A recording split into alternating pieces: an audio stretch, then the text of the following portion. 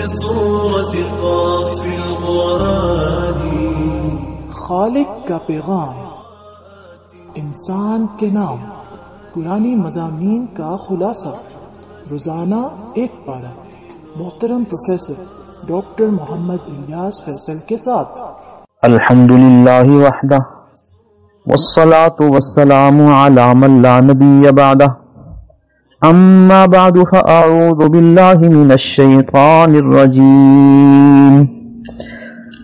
ومن يقنت منكن لله ورسوله وتعمل صالحا نؤتها أجرها مرتين وأعتدنا لها رزقا كريما. صدق الله العظيم. رب اشرح لي صدري ويسر لي أمري واحلل عقدة من لساني يفقهوا قولي. انشاء اللہ تعالی آج 22ویں پارے کا خلاصہ عرض کرنے جا رہے ہیں. 22ویں پارے کا آغاز سورہ احزاب کی آیت نمبر 31 سے ہوتا ہے. اس کا موضوع گزشتہ آیات سے وابستہ ہے، لہذا ہم اپنی گفتگو کا آغاز آیت نمبر 28 سورہ احزاب سے کرتے ہیں. آیت نمبر 28 میں اس بات کا تذکرہ ہے کہ جب اللہ رب العزت نے مختلف اطراف سے مال غنیمت عطا فرمایا اور وہ لوگوں میں تقسیم کیا گیا، نبی اکرم صلی اللہ علیہ وسلم کی ازواج مطہرات کو بھی کچھ رغبت ہوئی کہ ہمیں بھی خوشحالی دیکھنے کو ملے اور ہمیں بھی کھلا مال غنیمت عطا کیا جائے. اس طلب کو سامنے رکھتے ہوئے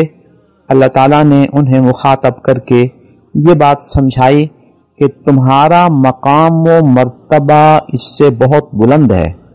کہ تم دنیا کی چیزوں کی طلب کرو. تم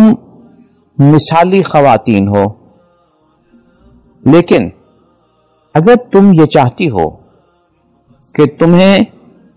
دنیا دے دی جائے تو اللہ فرماتے ہیں کہ آپ ذرا ان سے کہہ دیجئے اگر انہیں دنیا چاہیے تو آؤ میں تمہیں دنیا دے دیتا ہوں، لیکن اس کے بعد پھر میں تمہیں بڑے اچھے انداز میں رخصت کر دوں گا، اس لیے کہ میرے گھر میں دنیا سے محبت کرنے والے لوگ مناسب نہیں ہیں. میں جس طرح سب کو آخرت کی رغبت دیتا ہوں اسی طرح تمہیں بھی آخرت کے اعمال کی اہمیت سمجھا رہا ہوں، اور تم میں سے جو نیک عمل کرنے والی ہیں ان کے لیے اللہ نے قیامت کے دن بہت بڑا اجر تیار کر کے رکھا ہوا ہے. مزید ارشاد فرمایا گیا کہ تم چونکہ نبی اکرم صلی اللہ علیہ وسلم سے منسوب اور وابستہ ہو، لہذا تمہیں نیک اعمال کا بدلہ اور ثواب بھی دوسروں کی نسبت 2 گنا ملتا ہے، اور بالفرض اگر کسی سے کوئی غلطی کوتاہی ہو جائے تو اس کو اس کی سزا بھی 2 گنا ملے گی. مزید آداب سکھاتے ہوئے ازواج مطہرات کو یہ ارشاد فرمایا گیا کہ جب تم کسی سے بات کرو، نبی اکرم صلی اللہ علیہ وسلم کے علاوہ کسی نامحرم سے بات کرنے کی ضرورت محسوس ہو تو نرم و نازک لہجے میں بات نہ کیا کرو، بلکہ ایسے مناسب انداز میں بات کرو کہ سننے والے کے دل میں غلط خیالات تک بھی نہ آئیں اور تمہاری بات شریعت کے مطابق ہو. نیز ارشاد فرمایا گیا کہ اپنے گھروں میں قیام کرو. ازواج مطہرات کو اس بات کا شوق ہوتا تھا کہ ہمیں بھی زیادہ سے زیادہ حج اور زیادہ سے زیادہ عمرے کرنے کی سعادت ملے، نیز جہاد کے لیے جائیں تو ہمیں بھی شرکت کا موقع ملے. تو ان کو یہ تعلیم دی گئی کہ خواتین کے لیے اللہ کا پسند نظام یہی ہے کہ وقرن فی بیوتکن، اپنے گھروں میں قیام پذیر رہو اور بلا وجہ باہر نہ گھومو، نماز ادا کرتی رہنا، زکوٰۃ ادا کرتی رہنا، اللہ اور اللہ کے رسول کی اطاعت کرنا۔ آگے اللہ تعالیٰ نے انہیں ایک بہت بڑی خوشخبری سنائی کہ اللہ چاہتے ہیں کہ تم سے ہر قسم کی ناپسندیدہ چیز کو ختم کر دیں، اس لیے کہ تم اہل بیت ہو، اللہ تمہیں ہر لحاظ سے پاک کر دیں۔ یہاں آیت میں ازواج مطہرات کو اہل بیت کے لقب سے یاد کیا گیا ہے، گویا نبی اکرم صلی اللہ علیہ وسلم کی ازواج مطہرات تو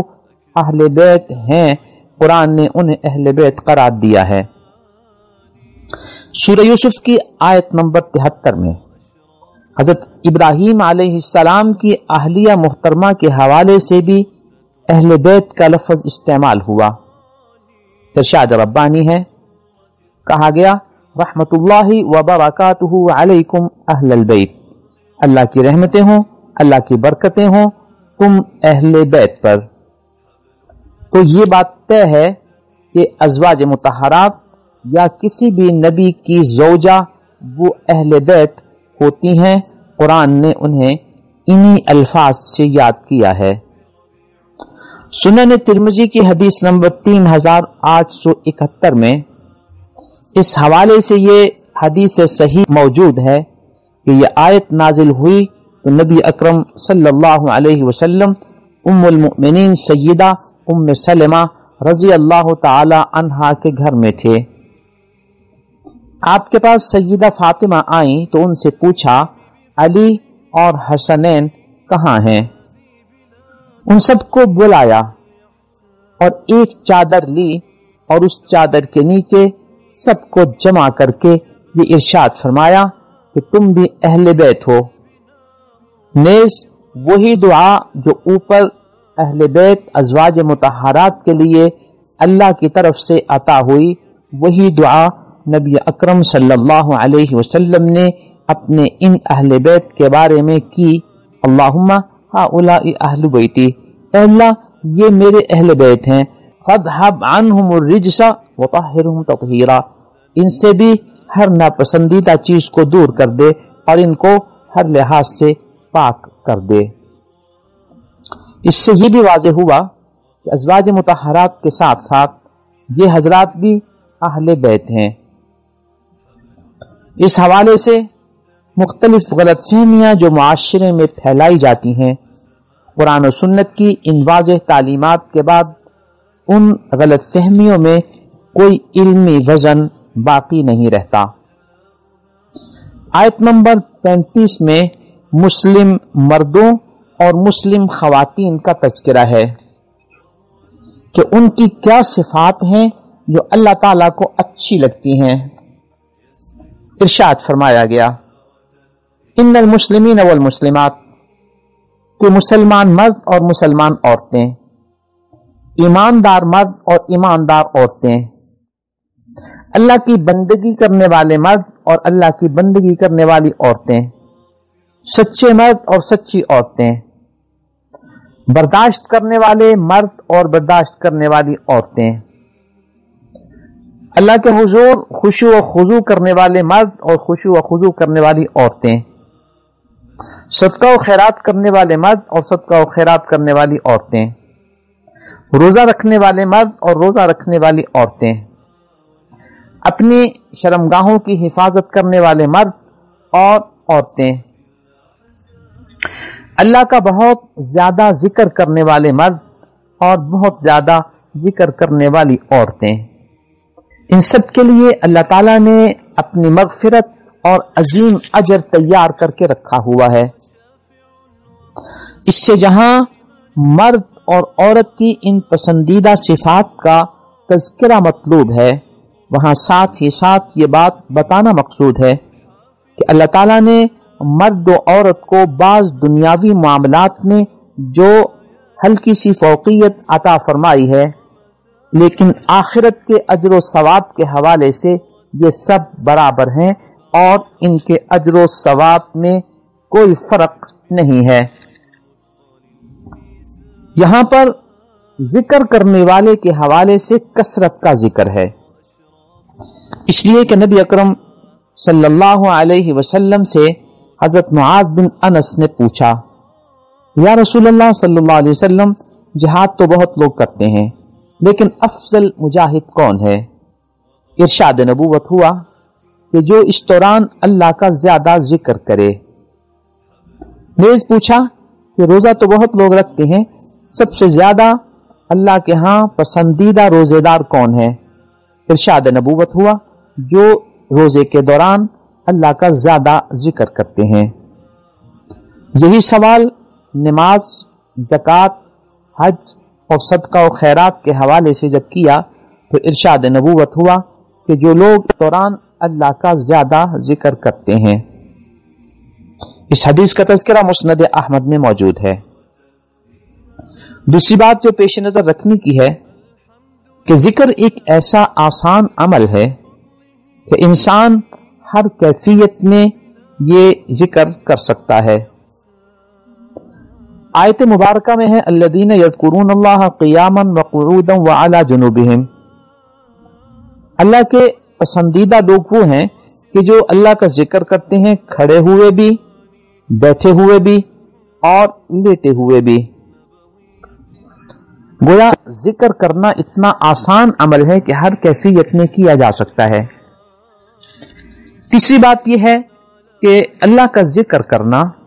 ایک ایسا عمل ہے کہ جس کے لیے زیادہ پابندیاں نہیں ہیں، وضو کی شرط نہیں ہے۔ قرآن کریم کو اگر ہاتھ لگا کر پڑھنا ہے پھر تو وضو کرنا ضروری ہے، لیکن اگر زبانی پڑھنا ہے یا درود شریف پڑھنا ہے یا دیگر ذکر و اذکار کرنے ہیں، استغفار ہے، کلمہ شریف ہے، تو ان تمام ذکر و اذکار کے کرنے کے لیے وضو شرط نہیں ہے۔ اللہ تعالی ہمیں زیادہ ذکر کرنے والوں میں سے بنا دے۔ آیت نمبر 37 میں ایک بہت اہم معاشرتی مسئلہ سمجھانے اور سلجھانے کا تذکرہ ہے، جس کی ابتدا اسی سورہ احزاب کی آیت نمبر 4 اور 5 میں اشارتاً کی گئی کہ وَمَا جَعَلَ أَدْعِيَاءَكُمْ أَبْنَاءَكُمْ، جنہیں تم اپنا منہ بولا بیٹا بنا لو وہ تمہارے حقیقی بیٹے نہیں بن جاتے۔ نیز ارشاد فرمایا گیا ادعوہم لآبائہم، ان منہ بولے بیٹوں کو اپنی طرف بطور باپ منسوب کرنے کی بجائے انہیں ان کے آباء و اجداد اور ان کے والد کی طرف منسوب کیا کرو۔ معاشرہ چونکہ ان منہ بولے بیٹوں کو سلبی بیٹوں کی طرح، خاندانی بیٹوں کی طرح مکمل حقوق دیتا تھا، حتیٰ کہ اگر یہ منہ بولا بیٹا کسی عورت سے شادی کر لیتا اور پھر اس کو طلاق دے دیتا تو والد اس خاتون سے اس لیے شادی نہ کرتا کہ یہ میرے بیٹے کی بیوی ہے۔ یہ رسم اس معاشرے میں موجود تھی۔ اس رسم کی اصلاح کے لیے اللہ تعالیٰ نے اس آیت نمبر 37 میں اس بات کا تذکرہ فرمایا کہ نبی اکرم صلی اللہ علیہ وسلم کے منہ بولے بیٹے حضرت زید کی شادی حضرت زینب بنت جحش رضی اللہ تعالی عنہا سے ہو چکی تھی۔ اللہ کے نظام کے مطابق حضرت زید نے اپنی بیوی کو طلاق دے دی۔ اللہ فرماتے ہیں کہ ان کی طلاق کے بعد زوجنا کہا، ہم نے آپ کی شادی سیدہ زینب بنت جحش سے کر دی۔ سنن ترمذی کی حدیث نمبر 3213 میں ہے۔ سیدہ زینب بنت جحش دیگر ازواج مطہرات پہ اس حوالے سے فخر کیا کرتی تھیں کہ تم سب کی شادی زمین پر ہوئی، تم سب کی شادی تمہارے والدین نے کی، لیکن میری شادی اللہ تعالیٰ نے خود کی اور آسمانوں پر کی۔ جب اللہ رب العزت نے اپنے طور پر اس شادی کا ذکر کر دیا تو پھر اس شادی کے حوالے سے کوئی غلط فہمی پھیلانا یا کمزور باتیں کرنا جس سے نبی اکرم صلی اللہ علیہ وسلم کی ذات بابرکات کے حوالے سے کوئی غلط فہمی پھیلے، اس کا کوئی وزن باقی نہیں رہتا۔ اس عمل کے حوالے سے اللہ فرماتے ہیں کہ ہم نے ایسا اس لیے کیا کہ لا یکون علی المؤمنین حرج، کہ مومنین پہ کسی قسم کا حرج باقی نہ رہے، یعنی اگر منہ بولے بیٹے کو سلبی اور صحیح بیٹا سمجھ لیا جائے گا تو اس وجہ سے دوسرے مسلمان لوگوں کے لیے بھی یہ مشکل قائم رہے گی۔ تو اس مشکل کو حل کرنے کے لیے اللہ تعالیٰ نے نبی اکرم صلی اللہ علیہ وسلم کو ایک نمونے کے طور پر امت مسلمہ کے لیے پیش فرما دیا۔ الغرض اس الہی وضاحت کے بعد نبی اکرم صلی اللہ علیہ وسلم کی طرف ایسی کوئی بات منسوب کرنا جو آپ کے شایان شان نہ ہو مناسب نہیں ہے۔ آیت نمبر 40 میں اسی بات کا تذکرہ ہے کہ نبی اکرم صلی اللہ علیہ وسلم تم مردوں میں سے کسی مرد کے باپ نہیں ہیں۔ آپ کے بیٹے طیب طاہر بچپن میں ہی فوت ہو گئے۔ حضرت ابراہیم جو ماریہ قبطیہ کے بطن سے تھے، ان آیات کے نزول کے وقت ابھی وہ پیدا نہیں ہوئے تھے، لیکن وہ بھی بچپن میں ہی فوت ہو گئے۔ یوں نبی اکرم صلی اللہ علیہ وسلم کی 4 بیٹیاں تو تھیں، لیکن آپ کسی مرد کے والد نہیں تھے۔ تو وضاحت کر دی گئی کہ حضرت زید کو جو منہ بولا بیٹا بنایا ہوا ہے، اس کا یہ مطلب نہیں کہ آپ حقیقی طور پر ان کے والد ہیں۔ آگے نبی اکرم صلی اللہ علیہ وسلم کے عظیم المرتبت منصب کو بیان کیا گیا کہ آپ خاتم النبیین ہیں، تمام نبیوں کے خاتم ہیں، تمام نبیوں سے آخر میں آنے والی شخصیت ہیں۔ قرآن کریم کی اس وضاحت کے بعد ہم 3 اہم روایتیں احادیث شریفہ آپ کی خدمت میں پیش کرتے ہیں، جس سے مسئلہ واضح ہو کر، کھل کر، نکھر کر آپ کے سامنے آ جائے گا۔ صحیح بخاری کی حدیث نمبر 3455 اور صحیح مسلم کی حدیث نمبر 4773 میں نبی اکرم صلی اللہ علیہ وسلم کا ارشاد گرامی ہے، کانت بنو اسرائیل تسوسهم الانبیاء، بنو اسرائیل کے سردار انبیاء ہوا کرتے تھے، وہ ان کے معاملات کو چلایا کرتے تھے، ان کے حکومتی معاملات کو بھی وہی چلاتے تھے۔ کلما ہلک نبی خلفہ نبی، جب کوئی نبی فوت ہو جاتا تو ان کے بعد ایک دوسرا نبی آ جاتا۔ وَإِنَّهُ لَا نَبِيَّ بَعْدِي، لیکن میری حیثیت یہ ہے کہ میرے بعد کوئی نبی نہیں ہے۔ جب آپ صلی اللہ علیہ وسلم نے یہ واضح ارشاد فرما دیا، اور یہ حدیث متفق علیہ ہے، بخاری اور مسلم کی روایت ہے، تو پھر اس حوالے سے نبی اکرم صلی اللہ علیہ وسلم کے بعد کسی اور نبی ہونے کے حوالے سے غلط فہمیاں پھیلانا یہ قرآن کریم کی اس آیت اور اس حدیث کے یکسر خلاف ہے۔ دوسری حدیث جو آپ کے سامنے عرض کرنا چاہتے ہیں وہ سنن ترمذی کی حدیث نمبر 2219 ہے، اور صحیح ابن حبان کی حدیث نمبر 7238 ہے۔ انہو سیکون فی امتی 30 کذابون، نبی اکرم صلی اللہ علیہ وسلم ارشاد فرماتے ہیں کہ میری امت میں 30 جھوٹے ہوں گے، کلہم یزعم انہ نبی، ہر ایک اپنے طور پر یہ خیال کرتا ہوگا کہ وہ نبی ہے۔ وَأَنَا خَاتَمُ النَّبِيِّينَ لَا نَبِيَّ بَعْدِي، میں خاتم النبیین ہوں، میرے بعد کوئی نبی نہیں ہے۔ تیسری حدیث ملاحظہ ہو، نبی اکرم صلی اللہ علیہ وسلم کا ارشاد گرامی ہے، لا تقوم الساعة حتى يبعث دجالون كذابون، قیامت اس وقت تک قائم نہیں ہوگی جب تک کہ بہت سارے دجال اور کذاب نہیں نمودار ہوں گے، قریب من 30،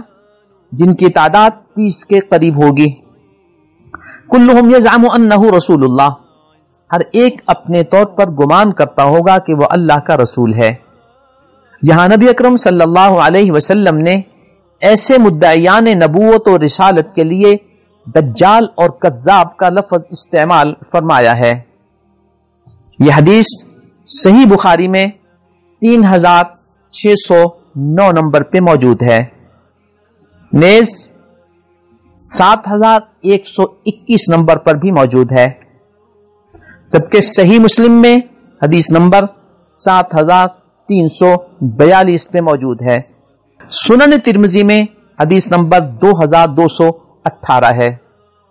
مسند احمد کی مختلف روایات میں 7228، 8137، 10865، 14719 اور مسند بزار میں حدیث نمبر 8899، معجم صغیر طبرانی میں 993 نمبر اور شرح السنہ للامام البغوی میں حدیث نمبر 4233 اور 4244 نمبر پہ موجود ہے۔ یوں ان تمام حوالہ جات اور احادیث شریفہ سے یہ بات روز روشن کی طرح واضح ہو گئی کہ نبی اکرم صلی اللہ علیہ وسلم نے ارشاد فرما دیا، میرے بعد کوئی نبی نہیں ہے، اور دوسری حدیث میں نبوت کے ان دعوے داروں کو جھوٹا قرار دیا، جبکہ تیسری حدیث میں جھوٹا ہونے کے ساتھ ساتھ ان کے لیے دجال کا لفظ بھی استعمال فرمایا۔ اب ان واضح احادیث شریفہ کی موجودگی میں مسئلہ ختم نبوت کو الجھانا دجالوں اور کذابوں کا ساتھ دینے کے مترادف ہے۔ ہم یہاں بڑے افسوس کے ساتھ یہ بات کہنے لگے ہیں کہ دور حاضر میں ہمارے ایک میڈیا اسکالر، جنہیں ہم غامدی صاحب کے نام سے یاد کرتے ہیں، ان کا عجیب رویہ ہے۔ ایک طرف تو وہ توہین رسالت کی پارلیمانی کارروائی اور پارلیمانی فیصلے کے حوالے سے اس کے خلاف ہمیشہ بات کرتے ہیں۔ اپنی تحریروں میں انہوں نے توہین رسالت بل کے خلاف اپنی کتاب مقامات کے صفحہ 328 اور 340 میں بات کی ہے، جس کا طبع نمبر 5 ہے۔ دوسری طرف وہ ہمیں اپنی تقریروں میں غلام احمد قادیانی کا دفاع کرتے نظر آتے ہیں۔ ان دونوں معاملات کو جب ہم ملاتے ہیں تو ہمارے سامنے یہ بات کھل کر آ جاتی ہے کہ ان کے نظریات، ان کے موقف، ان کے رجحانات، ان کے نظریات کے حوالے سے دال میں کچھ کالا کالا ہے، نیز کچھ تو ہے جس کی پردہ داری ہے۔ انشاءاللہ تعالی ان قریب اس موضوع پر میری کوشش ہوگی کہ ایک علمی گفتگو بھی منظر عام پر آ جائے۔ آیت نمبر 44 میں اللہ رب العزت نے نبی اکرم صلی اللہ علیہ وسلم کے مقام و منصب کے اعتبار سے یہ ارشاد فرمایا، یا ایھا النبی انا ارسلناک، اے نبی ہم نے آپ کو بھیجا ہے بہت سارے مناصب عطا کر کے، شاہدن آپ کو شاہد بنا کر بھیجا، ومبشرن خوشخبریاں سنانے والا بھیجا، ونذیرا اور اللہ کے عذاب سے ڈرانے والا بنا کر بھیجا ہے، وداعیا الی اللہ باذنہ اور اللہ کے دین کی طرف بلانے والا اور داعی بنا کر بھیجا اللہ کے حکم سے، وسراجا منیرا اور آپ کو آپ کے منصب کے اعتبار سے سراج منیر بنایا کہ آپ پوری امت مسلمہ اور انسانیت کے لیے ایک روشن مینارہ ہیں۔ نبی اکرم صلی اللہ علیہ وسلم کا یہ عظیم منصب اس آیت نمبر 44 میں بیان فرمایا گیا ہے۔ بڑے افسوس کے ساتھ ہم یہ آپ کے سامنے بات رکھتے ہیں کہ غلام احمد قادیانی نے اپنی کتاب میں اس بات کا ذکر کیا ہے کہ سورہ احزاب کی اس آیت نمبر 44 میں نبی اکرم صلی اللہ علیہ وسلم کے لیے جو لفظ استعمال ہوا ہے وداعیا الی اللہ باذنہ وسراجا منیرا، اس لفظ سے مراد غلام احمد قادیانی کہتا ہے کہ میں ہوں۔ گویا نبی اکرم صلی اللہ علیہ وسلم کا یہ عظیم المرتبت مقام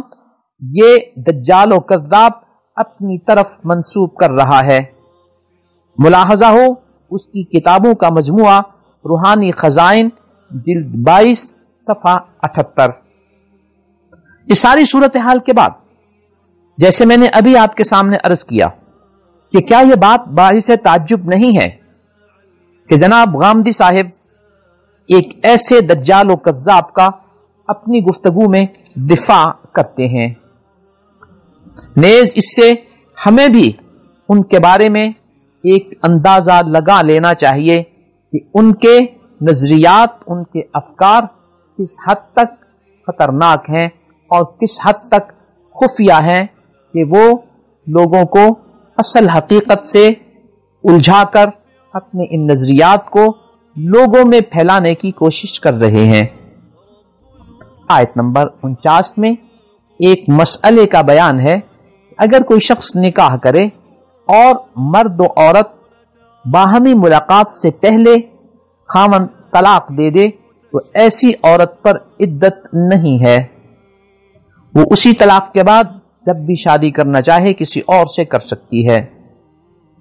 آیت نمبر 50 میں نبی اکرم صلی اللہ علیہ وسلم کی شادیوں کے حوالے سے یہ بات بیان فرمائی گئی، یا ایھا النبی انا احللنا لکا، اے نبی ہم نے آپ کے لیے ان شادیوں کو حلال قرار دیا ہے۔ آگے ارشاد فرمایا یہ صورتحال خالصۃ لکا، یہ صرف آپ کے لیے ہماری طرف سے خاص حکم ہے، من دون المؤمنین دوسرے مسلمانوں کے لیے یہ حکم نہیں ہے۔ گویا عام مسلمانوں کے لیے 1 سے 4 تک شادیاں کرنے کی اجازت ہے، لیکن نبی اکرم صلی اللہ علیہ وسلم کی شادیاں جو 4 سے زائد ہیں، اس آیت کی روح سے یہ واضح ہوتا ہے کہ اللہ تعالیٰ کی اجازت سے ہیں اور اللہ فرما رہے ہیں کہ یہ حکم آپ کے لیے خاص ہے، یہ حکم مسلمانوں کے لیے نہیں ہے۔ آیت نمبر 52 میں جب ان شادیوں کا سلسلہ اللہ رب العزت کی طرف سے اللہ کے فیصلے کے مطابق ختم ہو گیا تو یہ اعلان کرا دیا گیا کہ لا یحل لک النساء من بعد، اب آپ کے لیے کسی اور عورت سے شادی کرنے کی اجازت نہیں۔ گویا اب تک جتنی شادیاں ہوئیں سب اللہ کی مرضی، اللہ کی اجازت سے ہوئیں۔ آیت نمبر 53 میں نبی اکرم صلی اللہ علیہ وسلم کے گھر میں آنے جانے کے حوالے سے کچھ آداب بیان کیے گئے ہیں۔ پہلے ادب یہ بیان کیا گیا کہ نبی اکرم صلی اللہ علیہ وسلم کے گھر میں آنے سے پہلے گھر داخل ہونے کی اجازت لے لیا کرو۔ نمبر 2، اگر تمہیں کھانے کے لیے دعوت دی گئی ہے تو پھر برتنوں کو گھور گھور کر نہ دیکھا کرو۔ نمبر 3، ارشاد فرمایا گیا کہ جب نبی اکرم صلی اللہ علیہ وسلم کی طرف سے گھر میں آنے کے لیے بلاوا آ جائے تو پھر اندر آیا کرو۔ چوتھی بات یہ ارشاد فرمائی گئی کہ جب کھانا کھا چکو تو پھر چلے جاؤ۔ فَإِذَا طَعِمْتُمْ فَانْتَشِرُوا، جب کھانا کھا لو تو واپس چلے جاؤ۔ 5ویں نمبر پہ بتایا گیا کہ وہاں بیٹھ کر باتیں نہ کرنے لگ جاؤ، کہ نبی اکرم صلی اللہ علیہ وسلم اپنے گھر میں مصروف ہوں اور تم کھانے کے بعد وہاں باتوں میں لگے ہوئے نبی اکرم صلی اللہ علیہ وسلم کے اپنے معمولات میں رکاوٹ بن جاؤ گے۔ 6 نمبر پہ یہ بات ارشاد فرمائی گئی اگر تمہیں ازواج مطہرات سے کوئی چیز لینی ہو، کوئی بات پوچھنی ہو تو پس پردہ مانگا کرو، پردے کے پیچھے کھڑے ہو کر بات کیا کرو۔ 7 نمبر پہ نبی اکرم صلی اللہ علیہ وسلم کی ازواج مطہرات کے حوالے سے ایک آسمانی فیصلہ بتا دیا گیا کہ نبی اکرم صلی اللہ علیہ وسلم کی ان ازواج مطہرات کے ساتھ کسی کو بھی نبی اکرم صلی اللہ علیہ وسلم کے بعد شادی کرنے کی ہرگز اجازت نہیں ہے، چونکہ اللہ تعالیٰ نے ان کو جو مقام و منصب عطا فرمایا ہے وہ امہات المؤمنین کا ہے کہ یہ مومنین کی مائیں بن چکی ہیں، لہٰذا ان سے شادی نہیں ہو سکتی۔ یہاں اس بات کا ذکر کرنا مناسب ہے کہ جیسے یہاں مردوں کو تعلیم دی گئی کہ پردے کے پیچھے ہو کر بات کیا کرو، تو اسی طرح اسی صورت کی ایک اور آیت نمبر 32 میں اس بات کا تذکرہ ہے کہ فلا تخضعن بالقول، کہ ازواج مطہرات کو بھی اگر مردوں سے کوئی بات کرنی ہو تو مناسب شرعی انداز میں بات کریں اور اپنی گفتگو کا لہجہ اتنا نرم و نازک نہ ہو کہ سننے والے کے دل میں کسی قسم کی کوئی غلط فہمی کا خیال بھی آ سکے۔ آیت نمبر 93، آیت نمبر 32 اور آیت نمبر 59 میں پردے کا حکم نازل ہوا ہے۔ اسی پردے کے حکم کے ساتھ اگر ہم سورہ نور کی آیت نمبر 30 اور 31 کو بھی ملا لیں تو وہاں ارشاد گرامی ہے قُلْ لِلْمُؤْمِنِينَ يَغُضُّوا مِنْ أَبْصَارِهِمْ، مومنین سے ارشاد فرما دیجئے کہ وہ اپنی نظروں کی حفاظت کریں، اپنی نظروں کو جھکا کر رکھا کریں۔ اور آیت نمبر 31 میں خواتین سے بھی یہ ارشاد فرمایا گیا وَقُلْ لِلْمُؤْمِنَاتِ يَغْضُضْنَ مِنْ أَبْصَارِهِنَّ وَيَحْفَظْنَ فُرُوجَهُنَّ، خواتین سے بھی یہ ارشاد فرما دیجئے کہ وہ بھی اپنی نظروں کو جھکا کر رکھیں، اپنی نظروں کی حفاظت کریں اور اپنے شرمگاہوں کی اور اپنی عزت کی بھی حفاظت کریں۔ ان آیات سے مردوں کے لیے بھی اور عورتوں کے لیے بھی نظریں جھکا کر رکھنے کا حکم دیا گیا ہے کہ وہ ایک دوسرے کو نہ دیکھیں۔ اسی آیت نمبر 31 کے آخر میں ایک بڑی اہم بات پردے کے حوالے سے عرض کی گئی کہ عورتوں کو اتنا زیادہ احتیاط کرنے کی ضرورت ہے کہ وَلَا يَضْرِبْنَ بِأَرْجُلِهِنَّ لِيُعْلَمَ مَا يُخْفِينَ مِنْ زِينَتِهِنَّ، کہ عورتوں نے اگر پازیب پہنی ہو تو اپنے پاؤں کو زمین پر اتنے زور سے نہ ماریں کہ ان کی اس پازیب کی لوگوں کو خبر ہو جائے اور ان کی زینت جو چھپی ہوئی ہے اس کا اظہار ہو جائے۔ گویا نظروں کو جھکائے رکھنا، ایک دوسرے کو نہ دیکھنا، یہ تو اپنی جگہ اہم حکم ہے، لیکن پاؤں کی پازیب کی آواز کو بھی دوسروں سے محفوظ رکھنے کا حکم دیا گیا ہے۔ نیز یہ ارشاد فرمایا گیا آیت نمبر 60 میں کہ غیر متبرجات بزینہ، یہ اپنی زینت کو ظاہر کرتی نہ پھریں۔ سورہ نور میں اس بات کا تذکرہ ہے۔ یہاں اپنی زینت کو ظاہر نہ کرنے کا جو تذکرہ ہے اس حوالے سے یہ بات طے شدہ ہے کہ عورت کا چہرہ اس کی زینت کا مرکز ہوتا ہے، اس کے جسم میں خوبصورت ترین چیز اس کا چہرہ ہے، لہذا جب ان تمام چیزوں کو باپردہ رکھنے کا حکم دیا گیا ہے تو پردے کا بھی اہتمام کرنا ہے اور چہرے کا بھی اہتمام کرنا ہے پردے کے حوالے سے۔ قرآن کریم کی مختلف آیات مبارکہ کو سامنے رکھنے کے بعد یہی صورتحال سامنے آتی ہے اور یہی بات ان تمام آیات مبارکہ کا خلاصہ ہے۔ یہاں ایک بات عرض کرنی مناسب ہے کہ قرآن کریم کو سمجھنے کے حوالے سے ائمہ اربعہ نے اس آیت کے حوالے سے جو موقف اختیار کیا ہے ان میں سے امام مالک رحمت اللہ علیہ، امام شافعی رحمت اللہ علیہ اور امام احمد بن حنبل رحمت اللہ علیہ کے ہاں عورت کے چہرے کا پردہ ضروری ہے۔ یہاں امام ابو حنیفہ رحمت اللہ علیہ کے حوالے سے ایک بات منسوب کی جاتی ہے کہ آپ کے نزدیک چہرہ کھلا رکھنے کی اجازت ہے۔ یہاں یہ بات واضح رہے کہ علماء احناف کے ہاں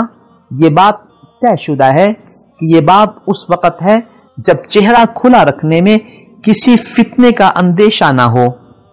اگر چہرہ کھلا رکھنے سے فتنے کا اندیشہ ہو تو فقہائے احناف کے نزدیک بھی چہرے کا پردہ کرنا ضروری ہو جاتا ہے۔ اس سلسلے میں مشہور حنفی امام سرخسی رحمت اللہ علیہ کی کتاب المبسوط جلد 10 صفحہ 152 پر، اور امام ابن حمام کی کتاب فتح القدیر کے جلد 1 صفحہ 181 اور فتاوی شامی کے باب الکراہیہ میں اس بات کا تذکرہ موجود ہے۔ الغرض، جب ان ائمہ اربعہ اور ان کے علماء کے ہاں یہ بات طے ہے کہ چہرے کا پردہ ضروری ہے، تو پھر یہاں ہم ایک بات کا ذکر کرتے چلیں کہ دور حاضر میں ہمارے ایک میڈیا اسکالر جنہیں ہم غامدی صاحب کے نام سے یاد کرتے ہیں، وہ جگہ جگہ اس لیے ہمیں یاد رہتے ہیں کہ وہ امت مسلمہ کے موقف سے ہٹ کر ایک علیحدہ ہی اپنی راہ منتخب کرتے ہیں۔ وہ بھی آج کل عورت کے چہرے کے پردے کے حوالے سے غلط فہمیاں پھیلانے میں لگے ہوئے ہیں۔ اللہ تعالیٰ انہیں صحیح سمجھ عطا فرمائے۔ آیت نمبر 56 میں نبی اکرم صلی اللہ علیہ وسلم پر درود شریف پڑھنے کی ترغیب دی گئی ہے۔ ارشاد ربانی ہے، ان اللہ و ملائکتہ یصلون علی النبی، اللہ اور اس کے فرشتے نبی اکرم صلی اللہ علیہ وسلم پر صلاۃ بھیجتے ہیں۔ یا ایھا الذین آمنوا صلوا علیہ وسلموا تسلیما، اے ایمان والو تم بھی نبی اکرم صلی اللہ علیہ وسلم پر صلاۃ و سلام بھیجا کرو۔ یہاں یہ بات سمجھنے کی ہے کہ اللہ ہمیں یہ ارشاد فرماتے ہیں کہ تم نبی پر صلو، درود شریف پڑھو، اور ہم اللہ رب العزت کو عرض کر رہے ہیں اے اللہ تو نبی پر صلاۃ بھیج اور درود پڑھ۔ اس معنی کو سمجھنے کی ضرورت ہے کہ جب صلاۃ کی نسبت اللہ رب العزت کی طرف ہوتی ہے درود و سلام کے حوالے سے، تو اس کا معنی ہے نزول رحمت، اے اللہ نبی اکرم صلی اللہ علیہ وسلم پر اپنی رحمتیں نازل فرما۔ اور جب اس صلاۃ کی نسبت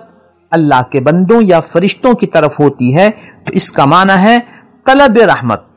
کہ ہم اللہ سے اس بات کی دعا مانگتے ہیں، اللہ سے یہ گزارش کرتے ہیں کہ اے اللہ نبی اکرم صلی اللہ علیہ وسلم پر اپنی رحمتوں کے نزول کا سلسلہ جاری رکھ۔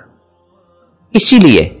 نبی اکرم صلی اللہ علیہ وسلم نے یہ خوشخبری سنائی ہے کہ جو مجھ پر ایک دفعہ درود پڑھتا ہے اللہ اس پر 10 رحمتیں نازل فرماتے ہیں۔ یعنی اگر ہم نبی اکرم صلی اللہ علیہ وسلم پر اللہ کی رحمت کی نزول کی دعا مانگتے ہیں درود شریف پڑھ کر، تو اللہ تعالیٰ اس کے نتیجے میں نبی اکرم صلی اللہ علیہ وسلم پر تو رحمتیں نازل کرتے ہی ہیں، یہ دعا مانگنے والے پر اور یہ صلاۃ پڑھنے والے پر، یہ درود پڑھنے والے پر بھی اللہ تعالیٰ 10 رحمتیں نازل فرماتے ہیں۔ اسی سورہ احزاب کی آیت نمبر 43 کو اگر ہم پڑھیں تو یہ معنی و مفہوم ہمارے سامنے واضح ہو جاتا ہے۔ والذی یصلی علیکم وملائکتہ لیخرجکم من الظلمات الی النور، کہ وہ تم پر درود بھیجتا ہے اور اس کے ملائکہ بھی درود بھیجتے ہیں تاکہ تمہیں اندھیروں سے روشنیوں کی طرف نکال لے۔ تو اللہ تعالیٰ جب ہم سب پر درود بھیجتے ہیں تو اس کا معنی ہم سب پر اپنی رحمتیں نازل فرماتے ہیں، اور ملائکہ جب ہم پر صلاۃ بھیجتے ہیں تو اللہ سے ہمارے لیے رحمتوں کے نزول کی دعا مانگتے ہیں۔ نبی اکرم صلی اللہ علیہ وسلم کی طرف اس صلاۃ کی نسبت کیوں کی گئی کہ سورہ توبہ کی آیت نمبر 103 میں ہے وَصَلِّ عَلَيْهِمْ إِنَّ صَلَاتَكَ سَكَنٌ لَهُمْ، اے نبی آپ ان صحابہ پر صلاۃ بھیجیں، آپ کی صلاۃ کی وجہ سے انہیں سکون ہوتا ہے، یعنی آپ ان کے لیے نزول رحمت کی دعا مانگیں، آپ کی نزول رحمت کی اس دعا سے انہیں اطمینان و سکون ملتا ہے۔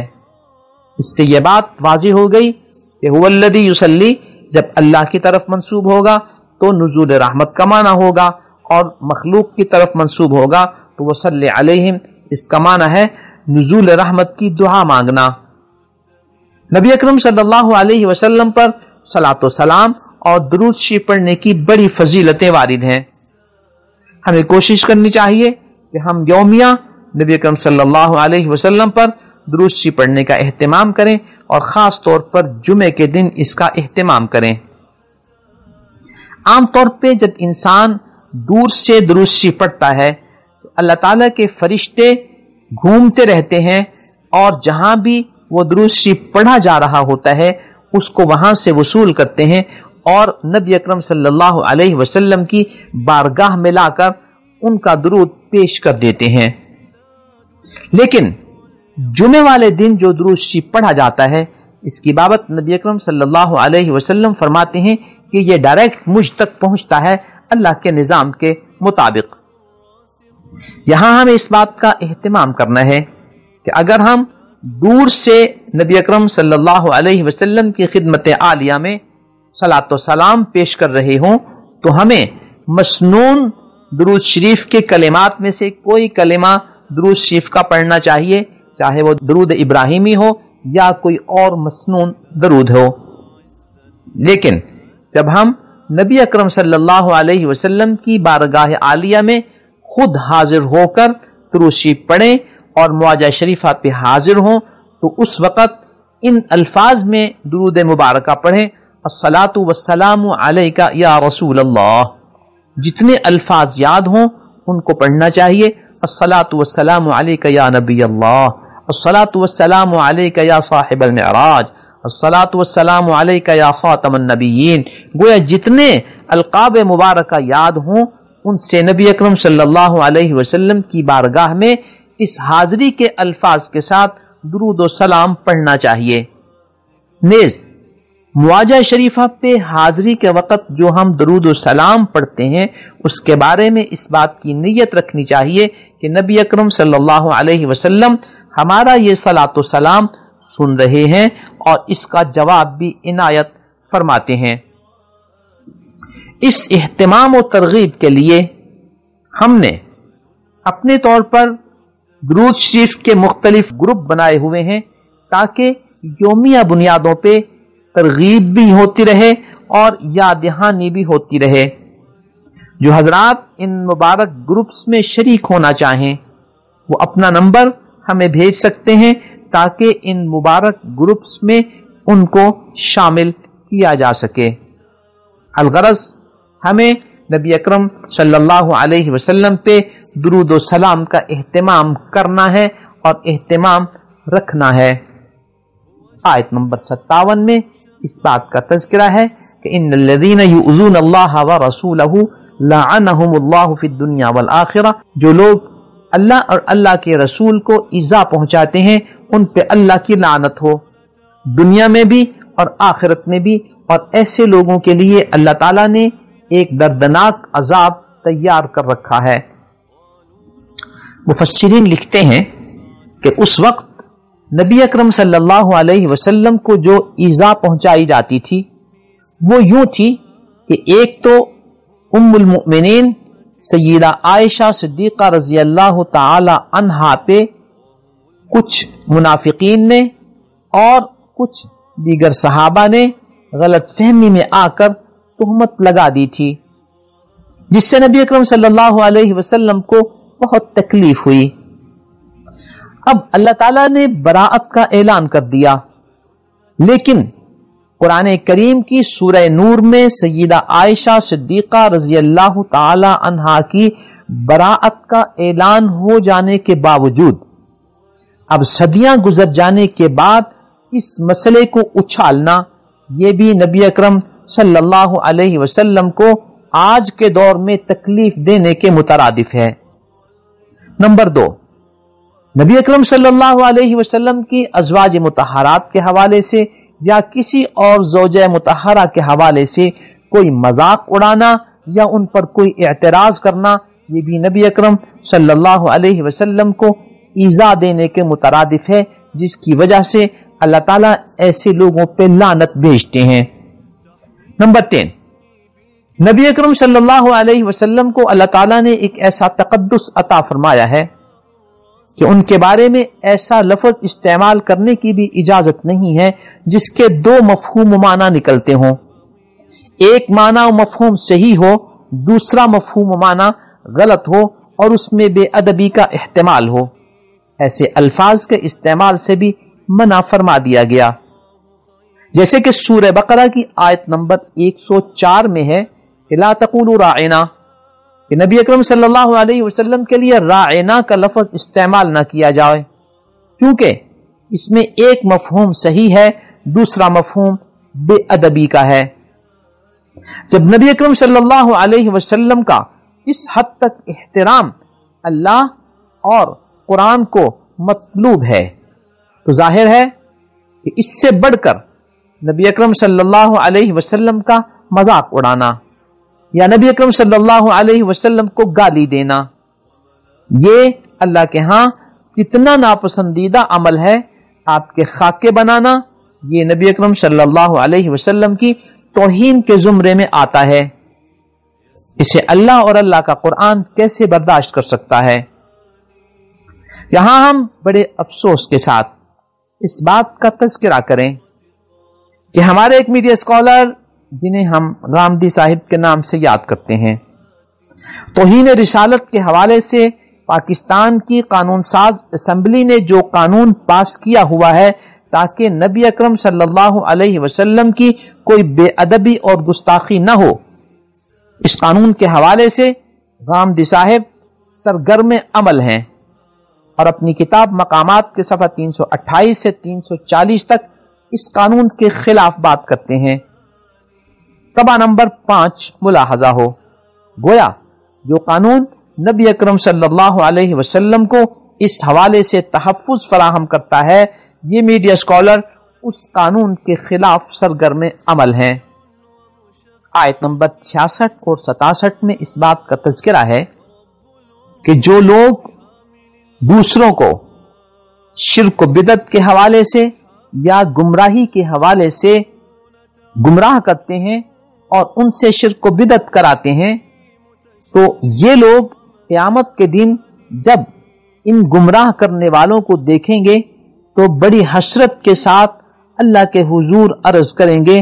اے اللہ اطعنا سادتنا و کبراءنا، ہم نے ان لوگوں کی بات مانی تھی اور ان کو اپنا بڑا تسلیم کیا تھا، فاضلونا السبیل، انہوں نے ہمیں گمراہ کر دیا،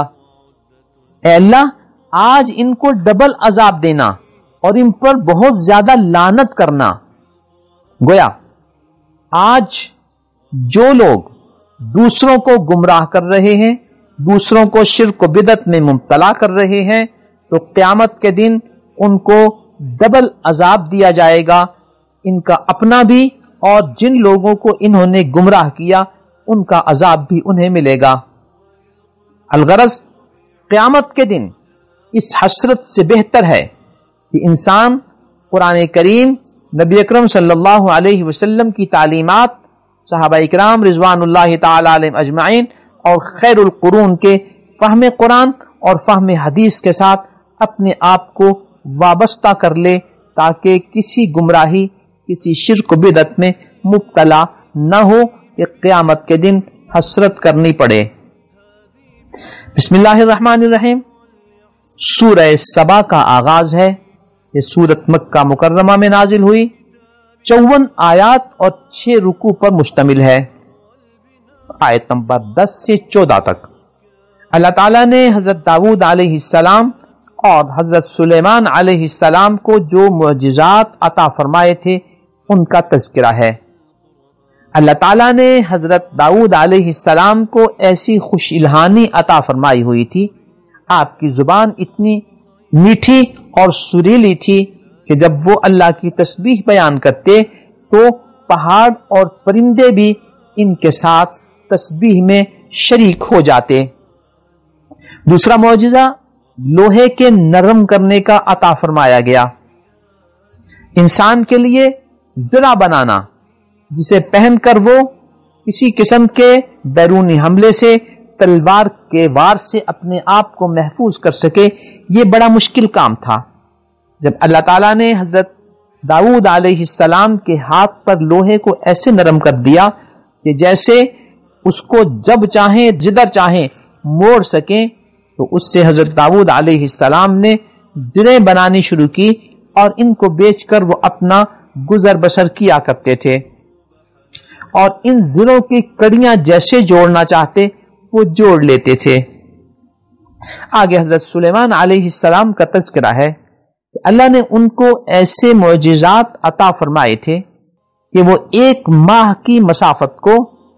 ایک صبح سے شام تک طے کر لیتے تھے۔ گویا آپ کو ہوا کی حکمرانی اور حکومت عطا کی گئی تھی، اور شام سے صبح تک اگر سفر کرنا چاہتے تو 1 ماہ کی مسافت شام سے صبح تک طے ہو جاتی۔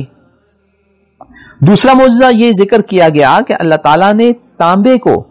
حضرت سلیمان علیہ السلام کے لیے ایسے بہا دیا تھا جیسے پانی ہوتا ہے، گویا وہ تانبے کو جس طرح استعمال کرنا چاہیں کر سکتے تھے۔ تیسرا معجزہ عطا فرمایا گیا کہ جنات آپ کے تابع تھے، جو بھی حکم جنات کو کرتے وہ اسے پورا کرتے۔ یہاں جاتے جاتے مختصراً ایک بات ہم ذکر کرتے چلیں کہ آج کل ہمارے ہاں بعض لوگ تسخیر جنات کا عمل کرتے ہیں اور جنات کو اپنے تابع بنانے کی کوشش کرتے ہیں یا بنا لیتے ہیں۔ اس سلسلے میں جو عمومی بات ہے وہ آپ کے پیش نظر رہے کہ اکثر و بیشتر جو چلے کر کے جنات کو اپنے تابع بناتے ہیں، چلہ پورا ہونے کے بعد جب جنات کی حاضری ہوتی ہے تو اس وقت جو معاہدہ جنات میں اور اس چلہ کشی کرنے والے شخص میں طے ہوتا ہے، اس میں عموماً یہ بات ہوتی ہے کہ تم یہ کفریہ اور شرکیہ کلمات کہا کرو گے پھر ہماری حاضری ہوگی، نیز تم نے فلاں شرکیہ عمل کرنا ہے، فلاں گناہ کا کام تم نے کرنا ہے، جس میں لوگوں کی قتل و غارت اور عجیب عجیب قسم کے اعمال ان سے کرائے جاتے ہیں، پھر وہ ان کے کام کرتے ہیں، تو عموماً تسخیر جنات کا عمل اس نہج پہ ہوتا ہے۔ البتہ یہ ہو سکتا ہے کہ اللہ تعالیٰ کسی شخص کے نیک عمل کی وجہ سے یا اس کے ذکر و اذکار کی وجہ سے جنات کو اس کے تابع کر دیں، تو اس کے لیے ان کفریہ کلمات اور شرکیہ کلمات کو کہنا نہیں ہوتا۔ گویا عمومی صورتحال بھی آپ کے سامنے آ گئی اور بعض نیک لوگوں کی استثنائی صورتحال بھی آپ کے سامنے آ گئی۔ آیت نمبر 15 سے آیت نمبر 21 تک سبا علاقے کا تذکرہ ہے جس پر ملکہ سبا کی حکمرانی تھی۔ اس علاقے کو اتنا زرخیز اور اتنا خوبصورت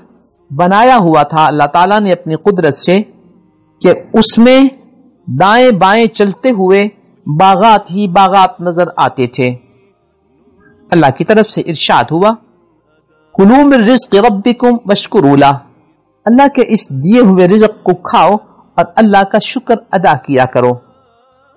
جب ان لوگوں نے اللہ کا شکر ادا نہیں کیا، اللہ کے ساتھ شرک کیا، اللہ کے ساتھ کفر کیا، اللہ کی تعلیمات پر عمل نہیں کیا، تو یہ ناشکری کی ایک شکل ہے۔ اللہ فرماتے ہیں کہ ہم نے ان کے ان باغات کو ختم کر دیا اور ان 2 باغات کے نتیجے میں انہیں ایسے باغات دیے جس میں میٹھے پھل کی بجائے کسیلے پھل تھے اور کچھ ایسے زائد قسم کے درخت تھے جن کی کوئی ضرورت نہیں تھی۔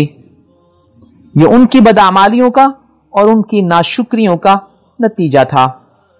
اللہ فرماتے ہیں وَهَلْ نُجَازِي إِلَّا الْكَفُورَ، ناشکری کرنے والوں کا نتیجہ بھی اسی شکل میں سامنے آتا ہے۔ یہاں مفسرین اور مورخین نے یہ بات لکھی ہے کہ یمن کے اس علاقے میں جہاں سبا کا علاقہ مشہور تھا،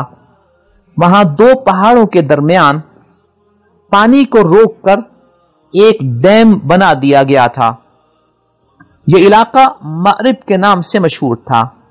اور اس ڈیم کو سد مأرب کہتے ہیں، یعنی مأرب کے علاقے کا وہ ڈیم۔ وہاں